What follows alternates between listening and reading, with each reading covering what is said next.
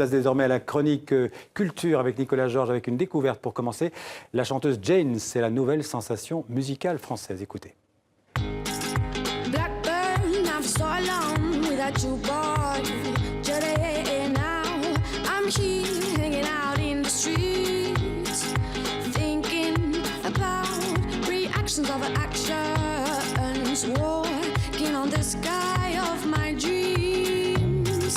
Come, my baby, come, we show you the world. Today, today, come, my baby, come, we talk for your nightmares. Today, come, my baby, come, we love you forever.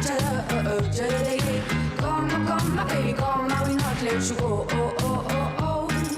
My love, I just feel so lost without you, boy. Today, I'm yours. Bonsoir Nicolas. Bonsoir Xavier. C'est donc Jane, la révélation musicale de ce début d'année, en France en tout cas. C'est tout simplement le nom à suivre ces prochains mois. La jeune chanteuse de 23 ans a été repérée par Yodelis. Durant son enfance, elle a sillonné l'Europe, l'Afrique et le Moyen-Orient. Et dans ses chansons, elle s'inspire naturellement de ses voyages pour nous offrir une pop joyeuse et métissée. C'est une véritable bouffée d'air frais. Son premier album, Zanaka, est déjà disponible et Jane sera en concert dans toute la France à partir du mois de mars. Alors, le cinéma belge était à la fête hier soir avec la 6e cérémonie des Magritte, un grand gagnant, Jaco van der Mael, et son tout nouveau testament. 4 récompenses au total, dont celle du meilleur film et du meilleur réalisateur. Un prix d'honneur a également été remis à l'acteur français Vincent Lindon. Retour sur les meilleurs moments de cette cérémonie, reportage de nos confrères de la RTBF, signé Hugues Daillet.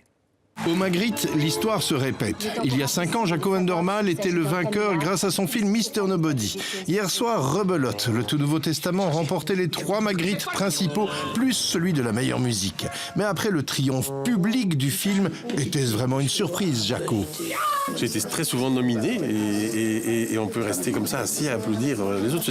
La plupart du temps, on est nominé quand même 4 fois plus souvent que la fois où on a un prix. Donc c'est vraiment super chouette, magique. Et c'est génial que ça arrive dans mon propre pays et que le public est suivi. Curieusement, la star du film, Benoît Poelvoorde, n'était pas nommé comme meilleur acteur. Lui et d'autres pointures comme François Damiens et Bouli Lanners, pourtant nommés, eux, brillaient par leur absence. C'est le partenaire de Bouli dans la comédie Je suis mort mais j'ai des amis, le flamand Wim Willart, qui a été sacré meilleur acteur. Jouer avec Bouli, on est un duo. On pense, le duo qu'on a fait là dans Je suis mort, on doit encore l'utiliser, on doit encore jouer ensemble. Verle Battens. L'autre grosse surprise de la soirée, c'est de voir le sacre de la flamande Verle Battens, qui connaît mieux la cérémonie des Ansors, les trophées du cinéma flamand. Ce qui m'a surpris, que les Flamands sont très représentés sur une soirée, sur la soirée Magritte, et qu'avec les Ansors, moi j'ai pas encore été, alors je sais pas, mais je crois pas qu'il y a, par exemple, un Ansor pour le meilleur film wallon ou francophone. Hier soir, le petit monde du cinéma belge francophone adorait donc les Flamands, mais aussi les Français, en décernant un Magritte d'honneur à Vincent Lindon.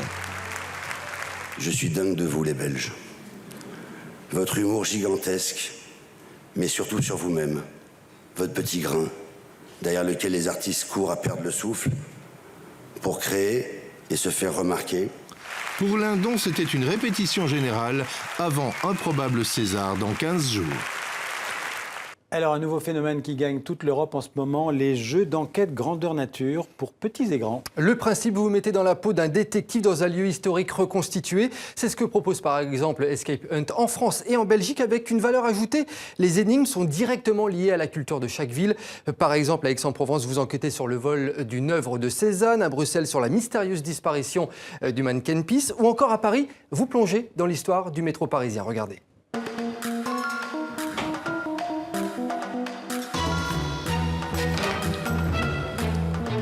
Alors détective, avant que vous rentriez, je vous remets le ticket de métro pour votre groupe. Ticket, on ne sait jamais si un contrôleur est dans la station. Allez-y, rentrez. Vous allez donc devoir retrouver le trésor de ce célèbre pickpocket qui est physiquement quelque part dans cette salle. Du coup, détective, bon courage. Vous allez avoir moins d'1 heure pour retrouver ce trésor. C'est parti.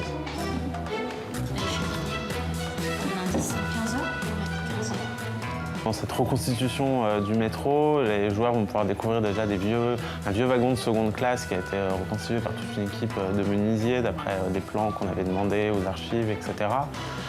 Notamment le Paris de l'époque aussi, ce qui perturbe de nombreux joueurs parce qu'il y a tout un jeu avec un plan de métro d'époque, sauf qu'ils ont tous en tête le métro parisien actuel et toutes ses lignes, sauf qu'à l'époque il y en avait beaucoup moins, qui au-delà du jeu amène une petite connaissance de Paris, souvent insoupçonnée.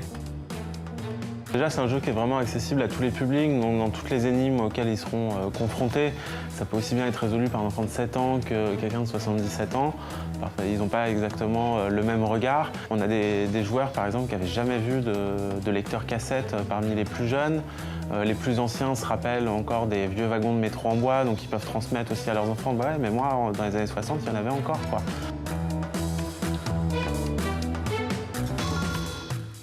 Et puis, une information qui devrait ravir tous les amoureux de la musique, une partie des archives du Festival de Montreux en Suisse est accessible sur Internet. Un véritable trésor auquel on a désormais accès sur montreuxjazz.com. On pourra revivre derrière son écran plus de 4000 concerts en format audio et vidéo, comme ceux de Steel Pulse en 79, Miles Davis en 86 ou encore Santana en 71.